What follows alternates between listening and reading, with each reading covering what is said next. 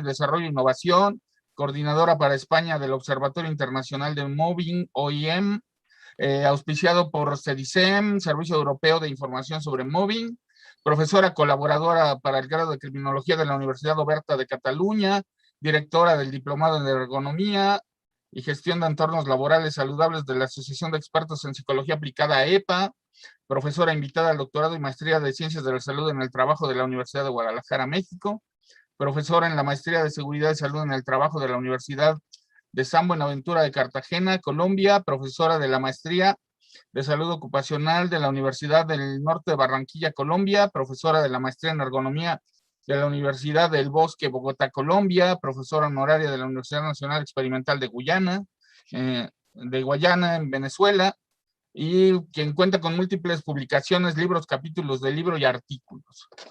Pues muy bienvenida, doctora, es un honor tenerla el día de hoy. También nos acompañan los coordinadores de los diferentes posgrados en salud en el trabajo de diferentes instituciones. Quisiéramos pedirle a la doctora María Ángeles Carrión si nos hiciera el honor de inaugurar nuestro evento para poder iniciar con los trabajos. Doctora, si nos hiciera favor.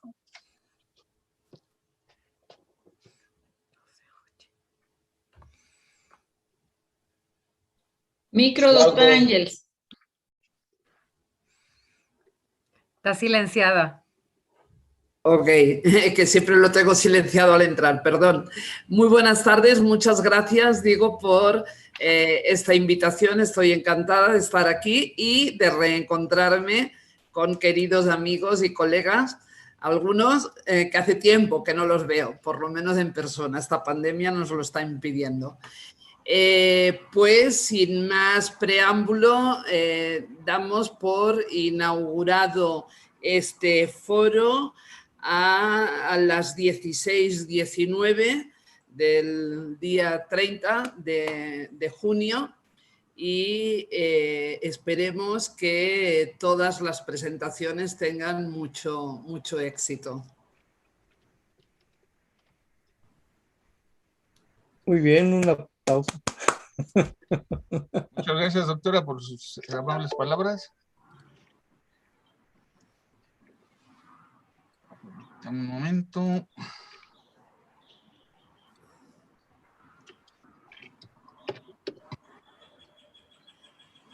No sé si en este momento ya tienen la palabra otras personas de la organización o vamos a pasar a la conferencia. Vosotros me diréis. Iniciaríamos con la conferencia, nuestra primera conferencia del evento. Nada más, permítame un momentito porque...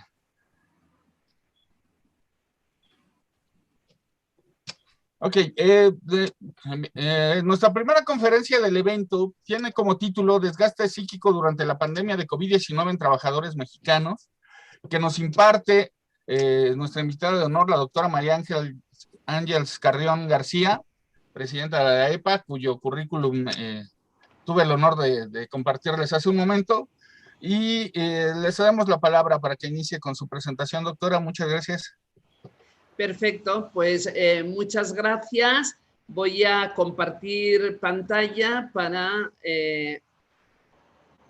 podamos compartir la presentación y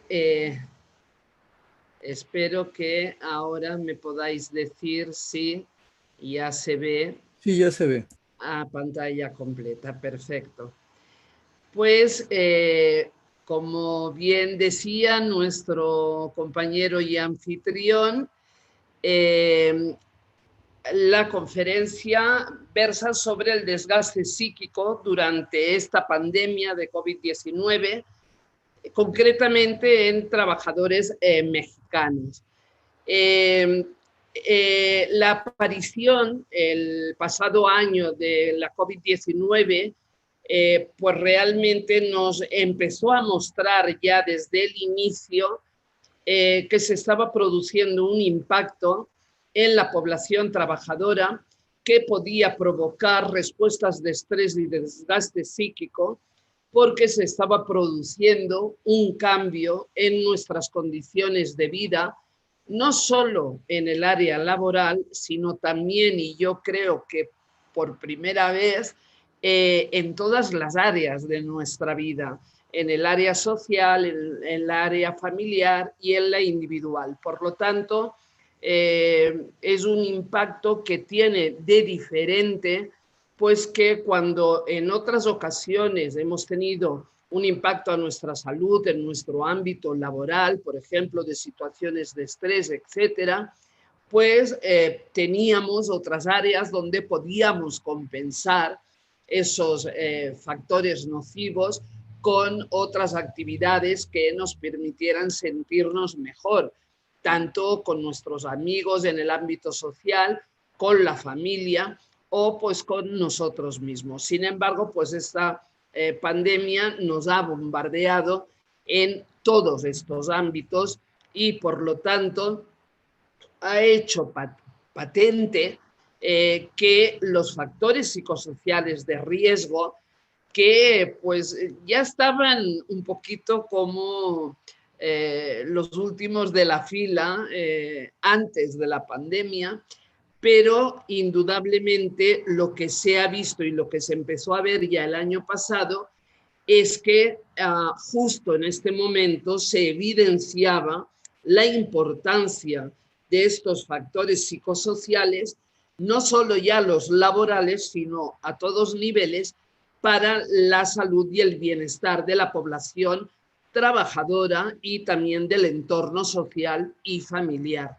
Entonces, por lo tanto, en muchos de nuestros países, prácticamente en todos, existen diferentes normas, leyes, etcétera, que regulan estos factores psicosociales en los diferentes países. Y ya digo, a pesar de que antes de la pandemia pues eran un poquito los olvidados, en este año y medio que ha transcurrido desde que se empezaron a detectar los primeros casos de COVID-19, pues cada vez se ha visto más y más la importancia de haber tenido una buena prevención y una buena gestión de estos factores. En un inicio, el año pasado, en febrero, marzo, etcétera, veíamos que se hacía mucho hincapié en que a nivel físico la pandemia pues tenía unas exigencias respecto a una serie de medidas que se debían tomar para prevenir el contagio. Pero indudablemente también se ha ido demostrando al transcurrir de los días que también no eran menos importantes todas las medidas necesarias para prevenir las secuelas emocionales que podía dejar todo este impacto que tenía la pandemia en nuestra vida y que tiene que ver pues con el aislamiento social, con la soledad, la incertidumbre, la falta de poder adquisitivo, los conflictos familiares que se pueden presentar y que se han ido presentando de hecho en muchas familias, porque pues sobre todo en las primeras épocas de confinamiento, cuando no podíamos salir, pues familias que no estaban acostumbradas a compartir tantas horas en un núcleo familiar pequeño, etcétera, pues ha hecho que esa convivencia pues afloren esos conflictos familiares, también pues el miedo a la enfermedad, el miedo a la muerte, todo esto que puede causar un daño realmente emocional y mental en cada uno de nosotros. Por lo tanto, esta es uno de los impactos grandes, ¿no? El ver la importancia de esos factores psicosociales de riesgo para la salud, sobre todo mental y emocional, de la población en general. También vemos que en los antecedentes que podemos ver anteriores a la pandemia de COVID-19, pues otras experiencias en desastres en gran escala o de la epidemia del SARS, etcétera, ya habían demostrado que había un impacto negativo en la salud mental y en el comportamiento de la población que se había visto afectada por estos desastres o esta epidemia. Y COVID-19 aumentaran los trastornos de estrés postraumático, la ansiedad, la depresión, las respuestas de estrés y desgaste psíquico y también esas o las situaciones incluso de abuso infantil o a adultos mayores. Por tanto, esos eran también los antecedentes que ya teníamos. Por todo esto, nuestra propuesta desde AEPA fue iniciar en marzo del pasado año un estudio a nivel internacional porque queríamos ver de qué forma estaba impactando a nivel laboral, a nivel social, familiar e individual la COVID-19 y las respuestas de estrés y desgaste psíquico que se estaban presentando en población trabajadora. Lo que pretendíamos cuando se hizo el diseño de este estudio es tener en cuenta esos resultados para poder incorporar acciones específicas en los programas de prevención y promoción de la salud física, mental y emocional en las empresas. Y que estas acciones específicas incidieran de forma positiva y que además quedaran plenamente integradas en el sistema de gestión de seguridad y salud en el trabajo, es decir, no como programas auxiliares, no, sino que ya quedaran para siempre en la gestión de la empresa y en su sistema global de gestión. Por tanto, esta fue nuestra idea. Participaron en todo este estudio de marzo a prácticamente octubre que se llevó a cabo, pues obtuvimos datos desde España, Colombia, México, Perú, Chile, no sé si me dejo alguno más, pero bueno, varios países, entonces a nivel internacional. Y en este caso yo lo que voy a presentar son datos específicos de los trabajadores mexicanos que respondieron al cuestionario que se elaboró para este fin. El cuestionario sobre impacto laboral, social, familiar e individual de la COVID-19, pues está constituido por 4 dimensiones y un total de 65 ítems con una respuesta dicotómica de sí o no.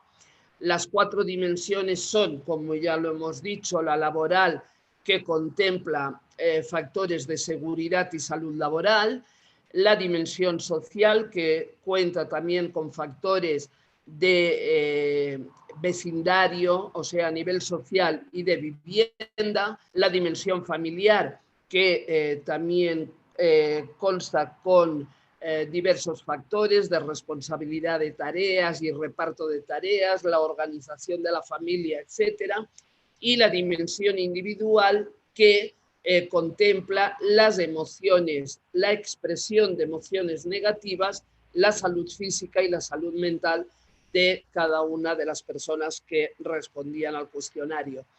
Para redactar esas dimensiones y los reactivos correspondientes se siguieron como referencia, pues porque no teníamos nada relativo a COVID-19 anterior a esto, un documento que publicó la OIT también a principios de marzo-abril, cuando lo estábamos elaborando, que se titula Las disposiciones fundamentales de las normas internacionales del trabajo pertinentes en el contexto del brote de COVID-19. Y también el documento de 2008 de la Organización Mundial de la Salud sobre determinantes sociales de salud. La validez de contenido se realizó mediante la técnica de juicio de expertos por investigadores del Instituto Internacional de Investigación Social, Ambiental y de Salud Ocupacional, y se acompañaba de un cuestionario de datos demográficos y de la dimensión 4 de otro cuestionario para el estudio de las condiciones de trabajo de carácter psicosocial que está validado para la población iberoamericana a la que iba dirigido este otro, y esta dimensión 4 es sobre desgaste psíquico y respuestas de estrés. Con lo cual, este fue el instrumento que utilizamos para la recolección de los datos. Las variables, bueno, aquí, perdón, las podemos ver en cuanto a los datos sociodemográficos, laborales y de salud. Se tenían en cuenta estos datos sociodemográficos y los laborales, las condiciones de salud y las condiciones sociales de estos trabajadores. En la dimensión laboral, como decíamos antes, todo lo que tiene que ver con seguridad y salud laboral, cómo lo estaban llevando las empresas de estos trabajadores. En la dimensión social, el vecindario, la vivienda y el acceso a servicios de salud. En la dimensión familiar, la organización familiar, las responsabilidades del hogar y las relaciones interpersonales entre los miembros de la familia. En la dimensión individual, la expresión de emociones negativas, la salud física, la salud mental, y en el desgaste psíquico, las respuestas de estrés cognitivo-emocional, respuestas de estrés conductual y respuestas de estrés fisiológico.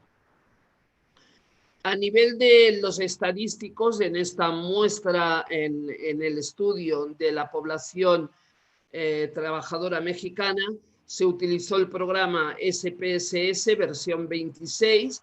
Las variables sociodemográficas, laborales y de salud ante la COVID-19 se reportaron con estadísticos descriptivos.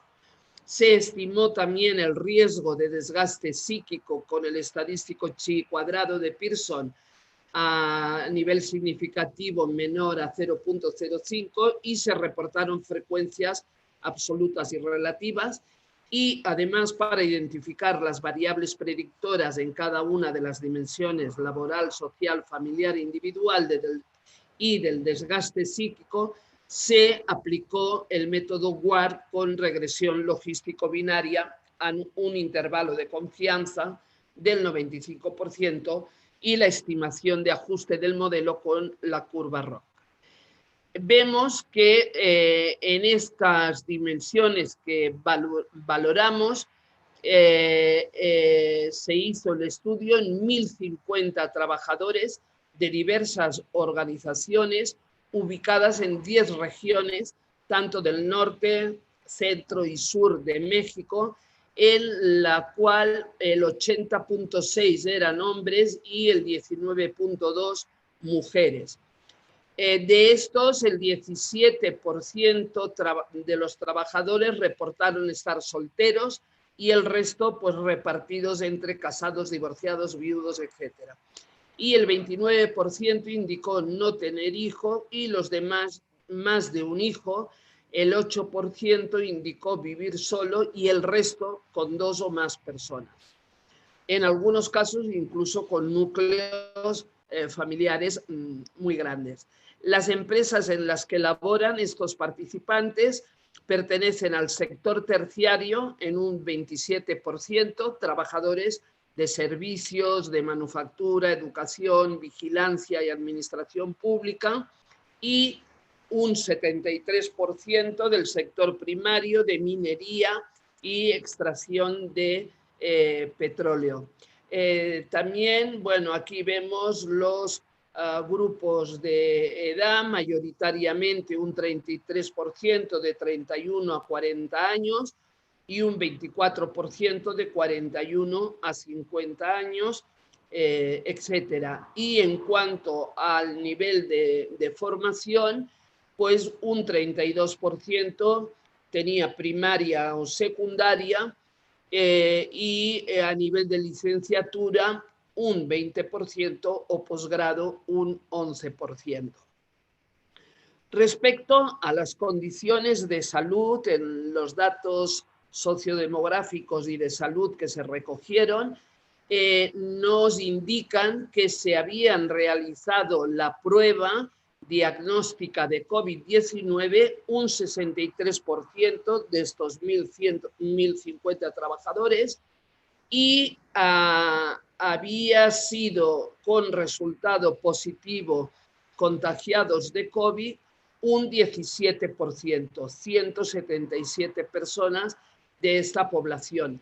En este caso, inicialmente, los resultados que vamos a ver son los referidos no a toda la población general, del impacto general que la COVID ha tenido en toda la población, sino que el primer estudio que hemos hecho de los datos va referido a estos 177 trabajadores que dieron positivo en COVID. Pero bueno, vamos a ir viendo también otros datos que podremos ir comparando.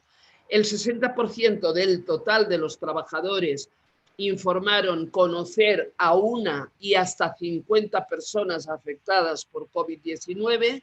El 54% del total de los 1.050 trabajadores indicó saber de un amigo o conocido fallecido por esta causa, con lo que esto nos indica que realmente hemos estado y estamos inmersos en una situación donde el contacto con la muerte, con la enfermedad, ha sido muy cotidiano y muy cercano y está siéndolo, ¿no? También a nivel social, a nivel social y familiar, el 98% del total de los trabajadores participantes nos refiere que mejoró su comunicación familiar, también con los vecinos y con los amigos, a pesar de haber mantenido el distanciamiento social. El 3% manifestó padecer algún tipo de discriminación por profesión, género u origen étnico, y 7 personas indicaron que fue motivado por estar contagiados de COVID-19. También otro aspecto que nos llamaba ciertamente la atención es que de estos trabajadores que dieron positivo en COVID-19 se presenta también como comorbilidad que alrededor de un 3, 2 y tanto por ciento, 1 y tanto por ciento tenían obesidad, hipertensión o diabetes. Esto solo en los que dieron positivo, pero también es cierto que esos porcentajes son muy elevados.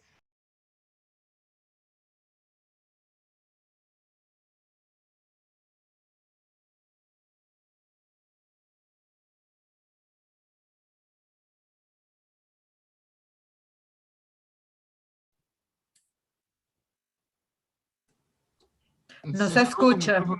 Se fue el audio, María.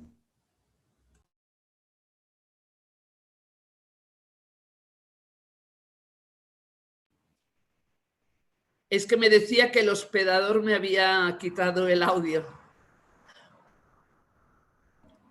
Bien, entonces aquí, por ejemplo, vemos que en estos 177 casos de positivos en COVID, un 2% presenta respuesta cognitivo-emocional al estrés, un 1% presenta respuesta conductual, un 1% respuesta fisiológica y un 4% ya presentaba en el mes de octubre del año pasado, un 4% ya presentaban desgaste psíquico.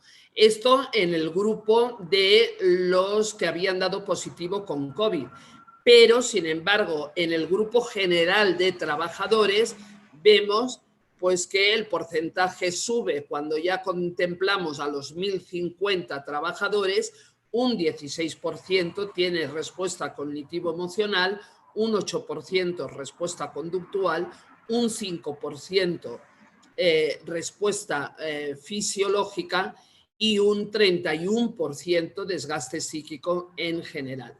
Es decir, que en los pocos meses que llevábamos de marzo a octubre, cuando se cierra ya el estudio, pues el impacto ya se dejaba notar.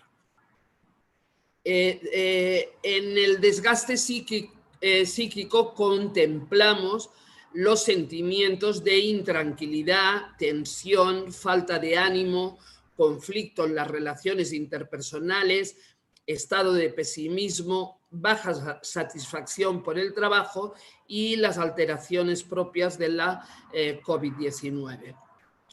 También para identificar los predictores se utilizó el modelo de regresión logística, que fue estadísticamente significativo. Aquí vemos el modelo predictivo, donde se muestra que las variables de expresión de emociones negativas y salud física como factores de riesgo de desgaste psíquico cuando estás afectado por COVID-19. Esto ya es los resultados para los afectados por COVID-19.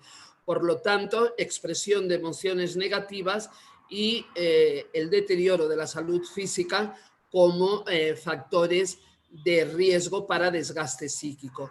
Mientras que las dimensiones de seguridad y salud laboral, la dimensión social y vivienda y la salud mental fueron significativas como factores reductores del riesgo de desgaste psíquico. También se reportó que en un 77% como clasificación correcta entre los datos observados y pronosticados, y se determinó un buen ajuste del poder predictivo de las 4 dimensiones y de desgaste psíquico. Es decir, tanto la dimensión seguridad y salud laboral, social y vivienda, familia y organización, la expresión de emociones negativas, la salud física, la salud mental y el desgaste psíquico tenían un buen ajuste de poder predictivo.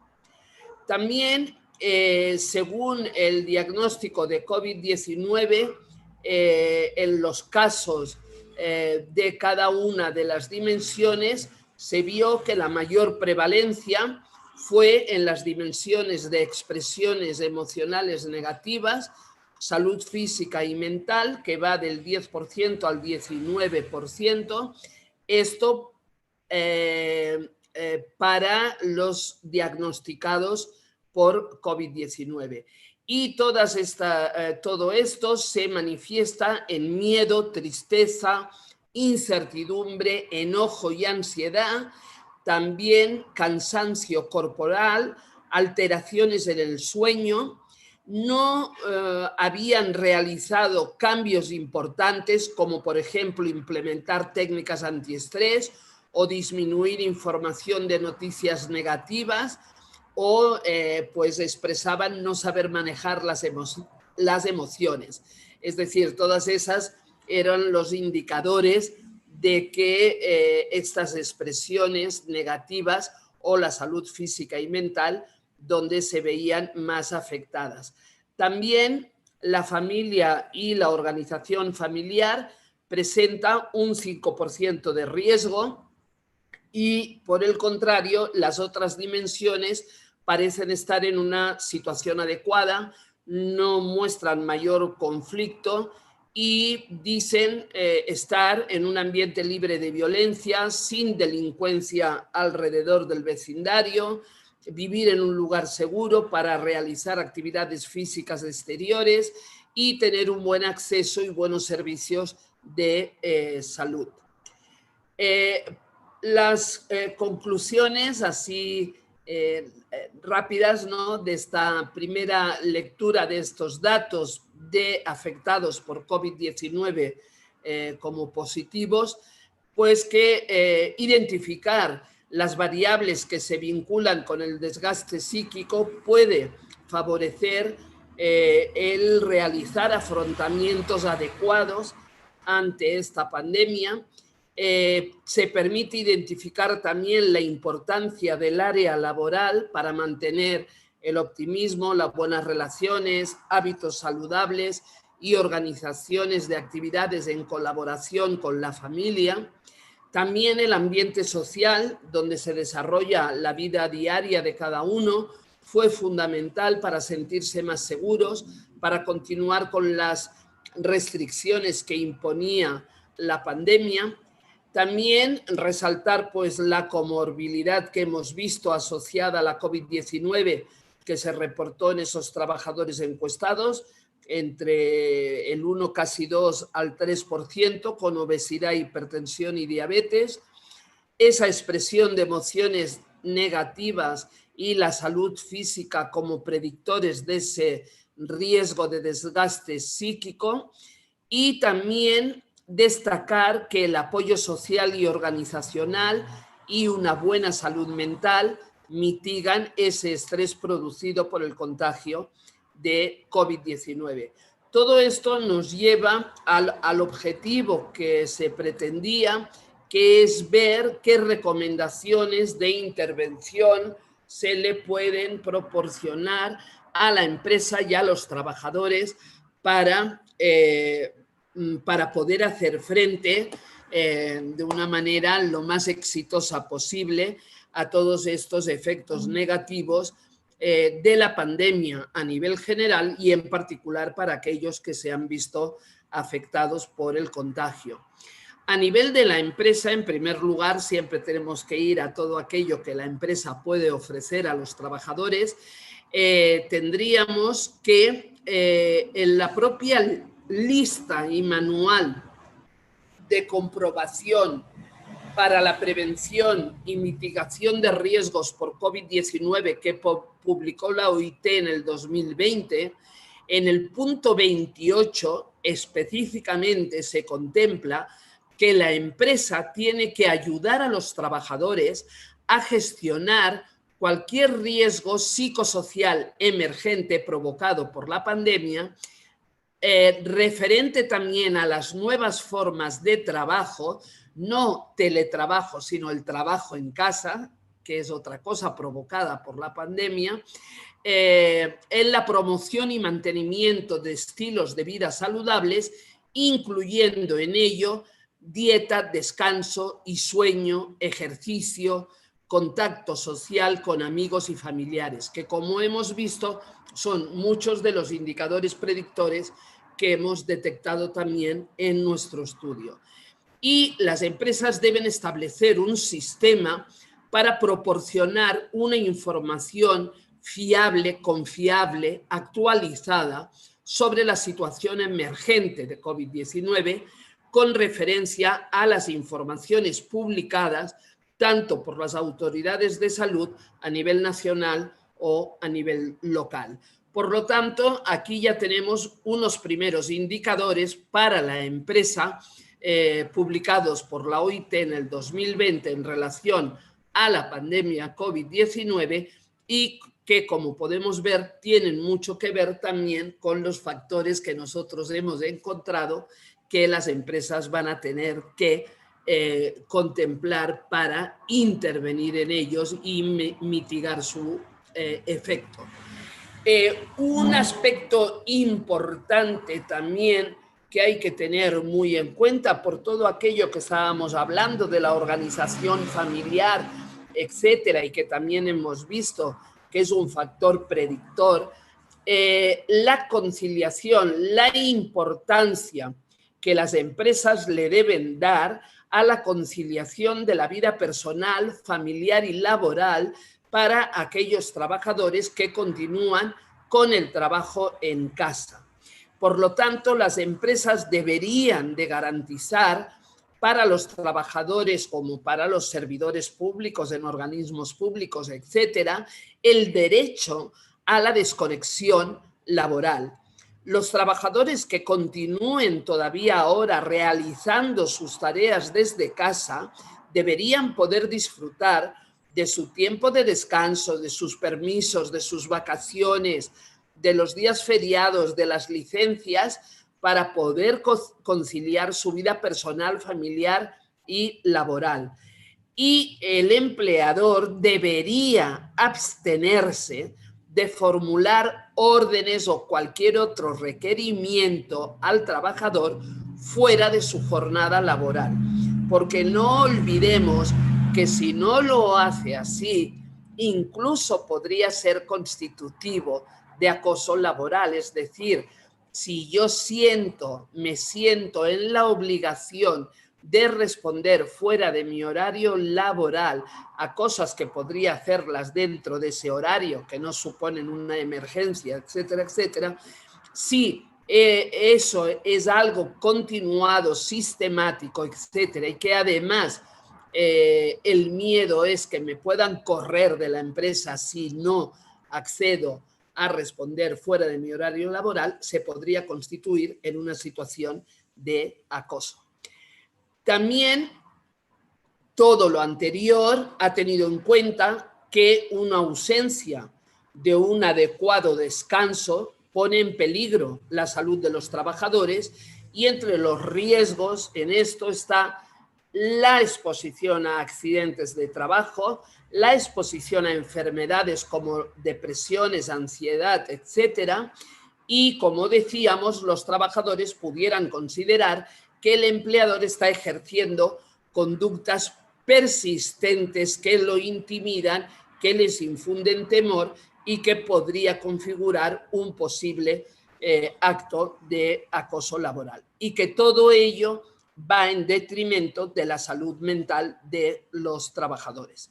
Por lo tanto, las empresas deben prevenir las secuelas emocionales y mentales que tienen en cada uno de nosotros todos estos aspectos de la pandemia que están presentes todavía hoy: el aislamiento social, la soledad, la incertidumbre, la falta de poder adquisitivo, los conflictos familiares, la enfermedad, la pérdida de seres queridos, como hemos visto, o el miedo a la muerte para toda esta población que también ha dado positivo en COVID.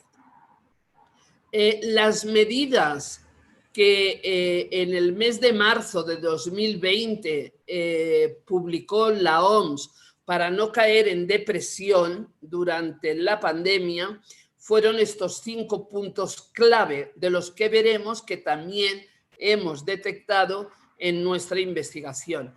La importancia de mantener el contacto con los seres queridos, intentar en todo momento mantener las rutinas diarias personales o crear nuevas rutinas si las otras no las podemos llevar a término. Si las autoridades sanitarias recomiendan limitar el contacto social físico para poder contener el brote y el rebrote, pues mantener contacto por teléfono, por correo, por redes sociales, por videoconferencia, etcétera. En momentos de estrés, y aquí una buena parte de nuestra población es el factor de riesgo importante que presentan en nuestro estudio, en momentos de estrés prestar atención a las propias necesidades y sentimientos. Y la otra, que es la salud física, que también hemos visto que en nuestra población se ha visto muy afectada, hacer ejercicio regularmente, rutinas de sueño regulares y comer comida sana. Por lo tanto, promocionar desde las empresas un estilo de vida saludable con promoción de la salud y del autocuidado, mantener una actividad física con constancia y regularidad, mantener esa alimentación equilibrada, sana y saludable, mantener rutinas adecuadas y regulares de sueño. También deben promocionar las redes sociales de apoyo dentro de la propia empresa, porque estas redes de apoyo se consideran que son fundamentales para generar una óptima calidad de vida, una sensación de bienestar, de estar en un entorno de bienestar. Sirven para dar protección a los trabajadores, aumentan la autoestima porque se sienten escuchados, respetados, queridos. Por lo tanto, en caso de que sea necesario, saben que pueden acudir a su red social de apoyo y ahí pues les van a responder. Como hemos visto, aprender a gestionar las emociones y sentimientos también son programas que se pueden llevar desde dentro de la empresa, y estas emociones, estos sentimientos son señales que tenemos que aprender a interpretar para enfrentarnos a las situaciones que nos lo provocan de la mejor manera posible. Un buen ejercicio, muy fácil, sencillo, para hacer una gestión de estas emociones es interpretarlas previo a haberlas escrito. Cuando yo las veo por escrito, puedo analizar aquello que me está generando. ¿Qué emoción, qué sentimiento me provoca un hecho determinado? Y lo que tengo que analizar es si esta emoción me lleva a un comportamiento, a una conducta que es adecuada para mi bienestar, o en caso que no sea así, ¿qué puedo hacer para cambiarlo? En el reconocimiento de estas emociones nos podemos encontrar, por ejemplo, el miedo. El miedo al contagio o a la enfermedad es normal, tiene una función adaptativa. Por lo tanto, si yo digo, yo delante de esta situación de pandemia tengo miedo al contagio, pues digo, pues es normal, la emoción en sí es normal, pero ¿qué conducta me lleva a tener esa emoción? Entonces yo veo que el miedo lo que me hace es que me paraliza, que no quiero salir de mi casa, que no quiero tener contacto con nadie, que ni siquiera guardando la distancia de seguridad o poniéndome mascarilla o teniendo todas las normas que me dicen que me llevan a preservar mi salud, no me fío y ni siquiera me atrevo a deambular por mi casa, ¿no? Entonces, ¿qué quiere decir? Que esa emoción, que es el miedo que pudiera tener una función adaptativa, en ese caso no me hace tener una actuación, una conducta adecuada para mi bienestar. Por lo tanto, debo cambiarla.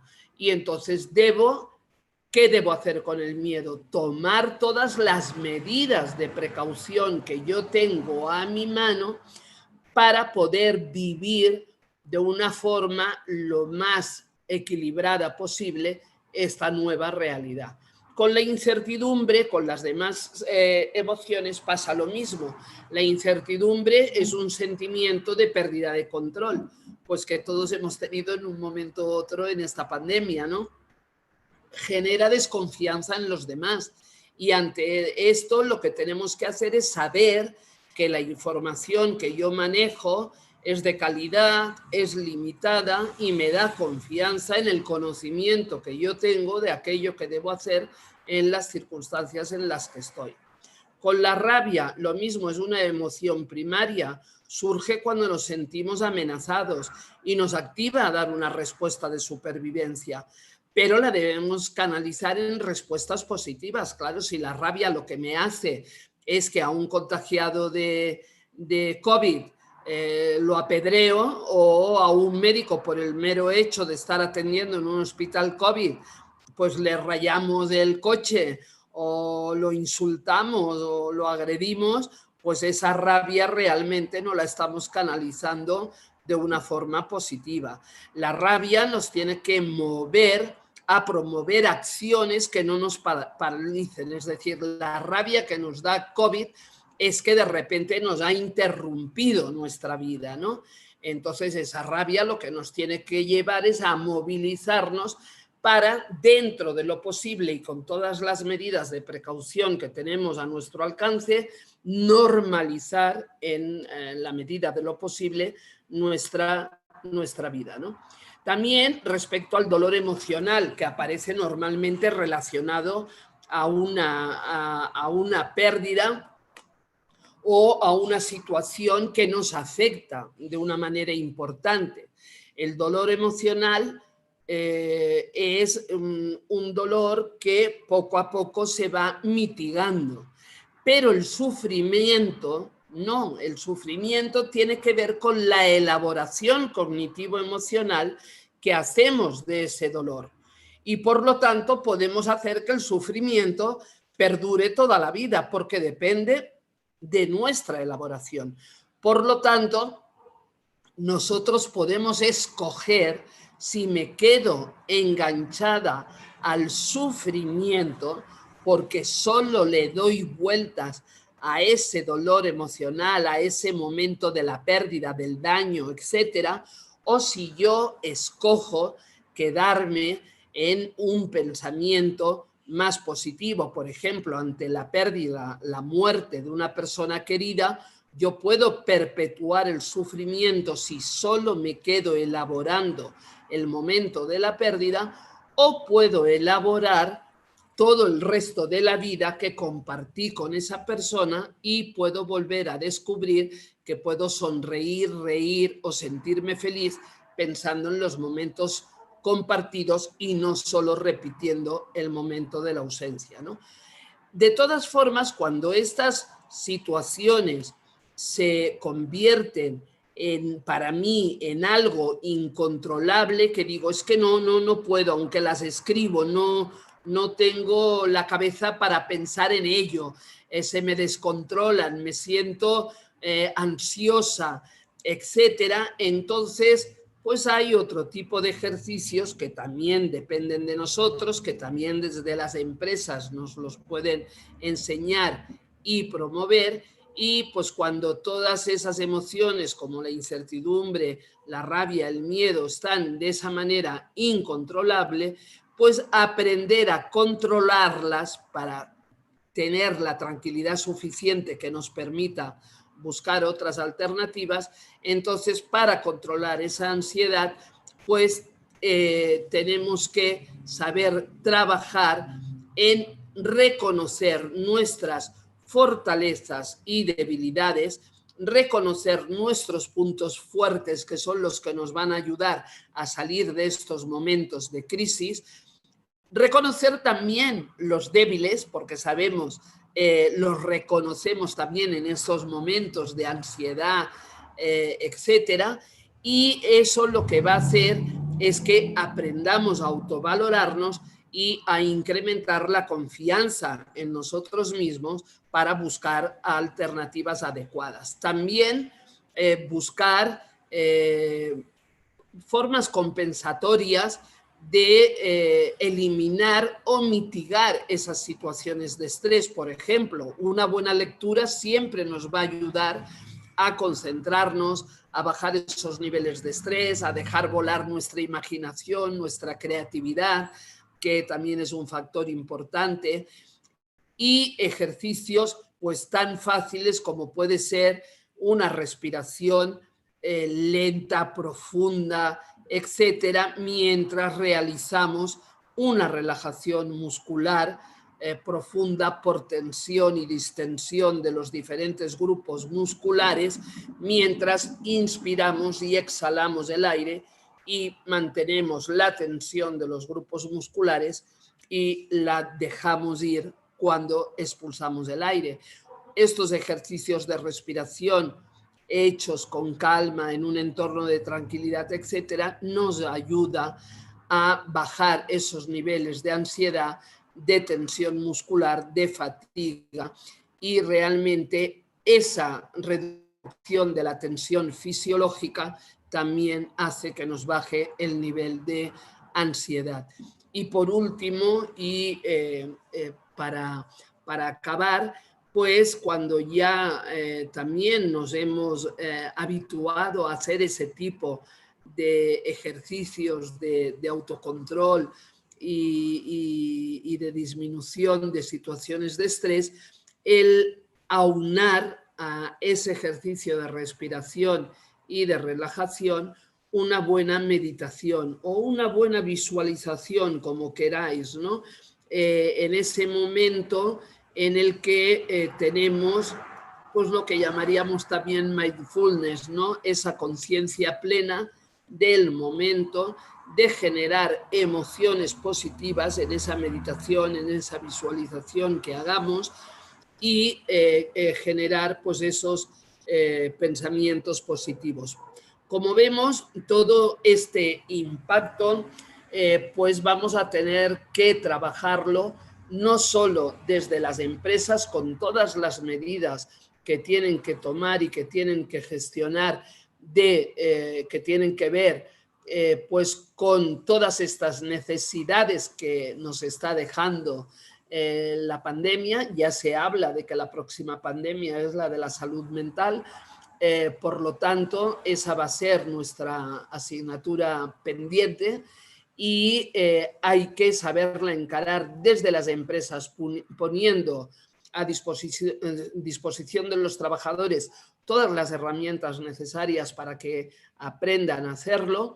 Esa va a ser la responsabilidad de la empresa en cuanto a que tienen que ayudar a los trabajadores en estos nuevos factores psicosociales, además de los que ya tenían obligación derivados de las condiciones laborales, pero van a tener que incrementar pues, con todos estos que han aparecido a través de la pandemia, pero al igual que nos pasaba antes de la pandemia, también cada uno de nosotros va a tener su propia responsabilidad en generar todas las acciones pertinentes de autocuidado.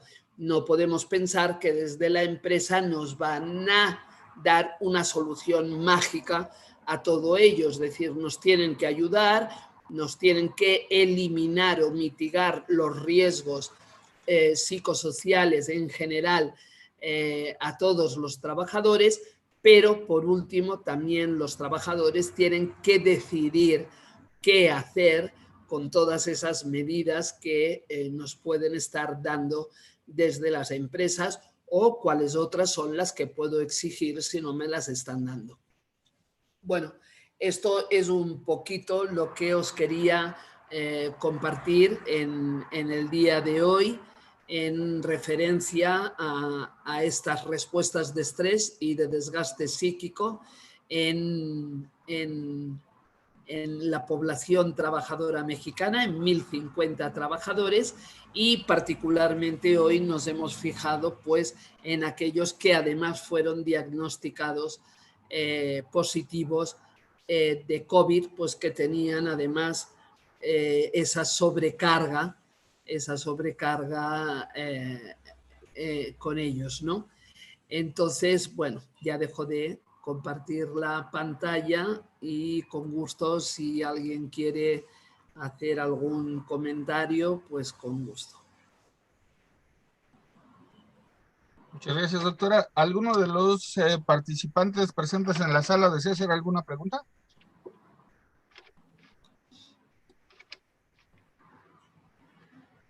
Yo, profesor. Apolinar, por favor. Doctora, decía usted que no es lo mismo teletrabajo que trabajo en casa. Quisiera que nos ampliara un poco más esa parte, hacerla más... El teletrabajo ya lo teníamos considerado desde antes de la pandemia, ¿no? O sea, el teletrabajo tiene un tipo contractual definido en donde el trabajador realiza sus tareas fuera del entorno del empleador que lo está contratando. Ese es el teletrabajo, es decir, a nivel contractual ya tiene una connotación de un trabajo específico que se va a realizar fuera de ese entorno laboral físico del empleador que lo está contratando. Mientras que el trabajo en casa es esporádico y debido a alguna situación especial, pues como es la de la pandemia. Es decir, yo no puedo ir al trabajo, pero sí que puedo, o sea, no me puedo ir, que ya hubiera querido yo estar en Ciudad de México ahí con los amigos a dar esta conferencia, pero pues como no se puede, pues entonces lo hacemos vía virtual, ¿no? y lo hacemos desde casa.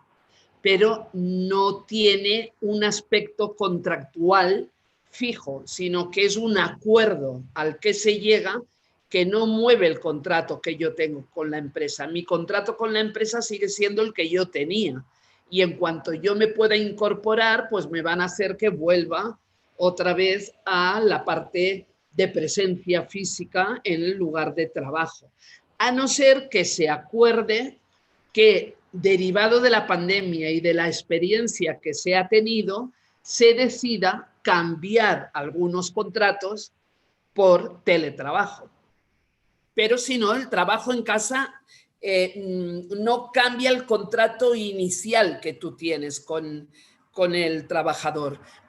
Por lo tanto, mis trabajadores, cuando yo ya pueda abrir la empresa, tienen que venir a la empresa. A no ser que yo diga, mira, hay 3 puestos de trabajo que me han demostrado que realmente lo pueden ejercer desde casa, que eso pues nos abarata costes, les abarata a ellos pues los traslados, etcétera, o les baja el nivel de estrés. Y entonces en estos 3 podemos contemplar a lo mejor un cambio a teletrabajo. Pero teletrabajo es algo formal como tal, ¿no? Es un tipo de trabajo, mientras el trabajo en casa es algo debido a una emergencia. Ok, muchas gracias. Aquí no lo tenemos así, no sé exactamente ahora mismo, me falla la memoria, pero sí que me viene en España, por ejemplo, sí que está diferenciado, y ahora hace exactamente un mes, cuestión de 3 semanas, 4, en Colombia ya salió el decreto, por ejemplo, ¿no? Ya especificando muy claro las diferencias entre unos y otros. También lo tenemos en España y ahora en México. Ahora me pillas así que no me acuerdo. Seguramente lo sé, pero en este momento no me acuerdo. Algunos de los compañeros igual lo saben. Muchas gracias. Aquí hay más personas que han levantado la manita. Horacio. Sí, está bien. Bueno, muy buenas tardes. Hay algo que se está ahorita mencionando como relacionado con el teletrabajo, ¿verdad? O con este teletrabajo forzado, que así lo denominan algunos compañeros. Lo del tecnoestrés, ¿qué opinas sobre esto? Esto que tú recopilaste en tu encuesta, ¿expresa algunas manifestaciones de tecnoestrés o es algo distinto desde tu punto de vista? Sí, al final en el estudio aquí de los trabajadores de México se quitaron algunas variables que, por ejemplo, en Colombia, en la población colombiana sí que nos daba porque habían algunos ítems, pero aquí no salieron significativos y ya se dejó la validación pues, del cuestionario tal como quedó para aquí, para México, pero sí que habían preguntas que tenían que ver con el trabajo en casa. Entonces había un porcentaje elevado, en este caso aquí en México no nos dio significativo y entonces por eso se quitó, pero sí que había un porcentaje elevado que te decían que habían incrementado las horas de trabajo. Es decir, trabajaban más. Por ejemplo, incluso de manera informal, compañeros que yo conozco, pues como vosotros, docentes, etcétera, ¿no? Y que te expresaban, bueno, es que claro, yo toda la vida he dado las clases presenciales. Esporádicamente puedo haber dado alguna conferencia a nivel virtual, pero claro, ahora llevo un año que todas las clases son virtuales. He tenido que reconvertir todo a lo virtual. Me he tenido que acostumbrar a las plataformas. Me he tenido que acostumbrar a cómo subir los exámenes, a cómo hacer que la propia plataforma ya me los devuelva corregidos, etcétera, etcétera, etcétera. Es decir, a todo el trabajo habitual se le sumó la falta de práctica que muchas personas tenían, muchos profesionales, para poder realizar el trabajo de manera virtual. Y entonces todo eso se hizo a través del esfuerzo propio. Claro, no, las empresas ahí no contemplaron nada, te siguieron pidiendo tu trabajo. Entonces, máximo, bueno, a lo mejor te daban algún tipo de de capacitación, etcétera, pero siempre además de, ¿no? Además de lo que hacías. Entonces, en eso sí que es cierto que ha estresado. Otro de los factores también que hablaban, sobre todo, ya te digo, porque el otro estudio que tengo ya con datos es el de Colombia, ¿no? Me faltan de los otros países porque pues todavía no nos ha dado tiempo, pero en Colombia, por ejemplo, otro de los factores era la adecuación de espacios y horarios. Eso les estaba causando, porque claro, si tienes una casa de 3 plantas y tu pareja trabaja en la planta de arriba, tus hijos responden a sus obligaciones escolares en la planta del medio y tú en la planta de abajo, pues eso es fantástico, tienes espacio para cada uno tiene su laptop, etcétera. Pero cuando no es así, cuando todos coinciden en el comedor, en la mesa del comedor, porque tienen que estar ahí trabajando y todos necesitan la máquina al mismo tiempo y solo tienen una laptop para toda la familia, por ejemplo, ¿no? Entonces, toda esa adecuación del espacio, del horario, del poder respetar espacios diferentes, aunque fuera en el mismo comedor con una mesita de esas de playa, pero en un rincón, ¿no? O sea, como para establecer limitaciones. Ese era también un hándicap importante que se encontró en el trabajo en casa. Y te lo estoy diciendo así de memoria, era ese la adecuación de espacios, también la adecuación para encontrarme a solas. Es decir, la gente decía, bueno, claro, es que además estoy con la familia, los niños, la pareja, las 24 horas del día. Necesito, aunque sea 15 minutos, meterme en el cuarto de baño, ¿no? No ver a nadie. No ver a nadie, porque también se necesitaba como ese espacio individual que también se perdió en muchos casos, ¿no? Sobre todo en viviendas pues pequeñas con determinadas condiciones, ¿no? Esa era otra cosa. Y la otra también era el establecer el tiempo lúdico. Es decir, qué tiempo también tenemos para, pues aunque sea el hecho de que estamos conviviendo todos y en la misma casa, qué espacio dejamos para hablar, compartir un buen momento, etcétera, etcétera, con la familia, ¿no? Entonces, todos esos son los que yo recuerdo así del teletrabajo. Y además de que las empresas no habían dado material. O sea, ahora luego ya, por ejemplo, en Colombia, ese decreto que salió el mes pasado ya hace que los empresarios tengan que compensar a los trabajadores, por ejemplo, para el gasto de internet, de conexión a internet y de electricidad. Entonces, lo que antes les daban como ayuda para transporte, esa misma ayuda que tenían estipulada, ahora se las están dando igual, pero en vez de para transporte, para aminorar un poco el gasto que están teniendo en electricidad y tal. También la asistencia técnica remota, que no les daban. O sea, los primeros meses del año pasado en Colombia, por ejemplo, no tenían asistencia técnica remota por parte de las empresas. Entonces, si tenían algún tipo de, no lo solucionaban, ¿no? Y luego tampoco les habían dado ningún tipo de indicación a nivel ergonómico de, pues, unas pautas, aunque fueran muy sencillas, sin tener ni siquiera que comprarse mobiliario, pero decirle, bueno, mira, la postura que tienes que tener es esta, la iluminación, el tipo de apoyo, pues no sé, de manos y pies, etcétera, etcétera. Tampoco se les había dado ningún tipo de indicación. Así, más o menos de memoria, eso es lo que recuerdo en lo específico del trabajo en casa. Muy bien, muchas gracias.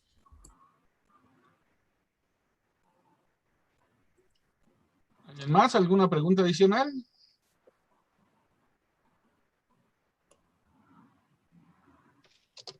Ok, si no fuera así, agradecemos la participación de la doctora Carrión. Doctora, una excelente conferencia. Le agradecemos su participación en este evento y posteriormente le haremos llegar la constancia respectiva vía correo electrónico, si nos hace favor. Perfecto, pues muchísimas gracias, muchas gracias a todos, mucho éxito en estos días. Hoy más tarde va a estar un querido compañero mío, vicepresidente de AEPA, que va a estar desde Barcelona, en Cataluña, también colaborando con el evento. Y nada, un abrazo grande, en especial a todos, pero en especial a todos mis amigos que he visto ahí en pantalla, y a falta de poderlo dar en persona, pues un abrazo virtual para todos y muchos éxitos. Muchas gracias. Gracias a usted, doctora. Esperamos contar con su participación en futuros eventos y siempre será bienvenida en estos foros. Muchísimas gracias a todos los asistentes a esta primera conferencia magistral. Cerraríamos la transmisión durante unos minutos para poder iniciar con el siguiente evento.